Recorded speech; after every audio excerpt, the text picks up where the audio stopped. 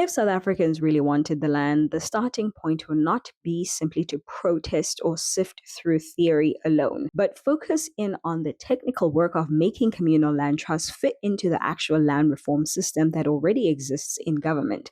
A trust is not separate from policy, it sits inside three existing tracks: restitution, where land is returned after proven loss; redistribution, where land is transferred for broader access; and tenure reform, where insecure land rights are formalized. So the first step is registration, where a community trust is legally created and linked to the Department of Agriculture, Land Reform, and Rural Development so that it is recognized in official databases. The second step is alignment, where the trust submits land use plans that show how the land will be used for farming or housing or leasing in line with redistribution goals. The third step is verification, where government checks governance structures, membership lists, and decision making rules before any support is given. Updates linked to South Africa's land redistribution program showed that projects in Limpopo that submitted complete governance documents and agricultural plans were prioritized for support packages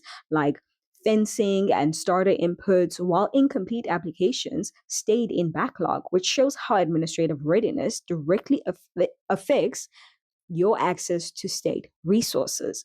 Once that integration is in place, the behavior around land shifts from informal negotiation to structured engagement with state systems. Trusts that are properly aligned can access agricultural subsidies, infrastructure programs, and training support because they are visible in official land reform pipelines rather than operating outside of them.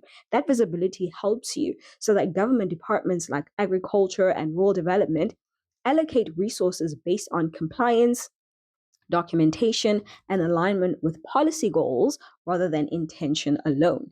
A public briefing from the Department of Agriculture and Land Reform on ongoing redistribution projects in KwaZulu-Natal highlighted how registered beneficiary groups with formal trust structures were easier to include in support programs because their governance systems matched reporting requirements for funding and monitoring. That kind of integration turns communal ownership into something that can scale because it is no longer dependent on informal approval or political discretion. It becomes part of how land reform is administered on a daily basis, with data, oversight, and resource flows moving through a system that both government and communities can operate inside without confusion or duplication.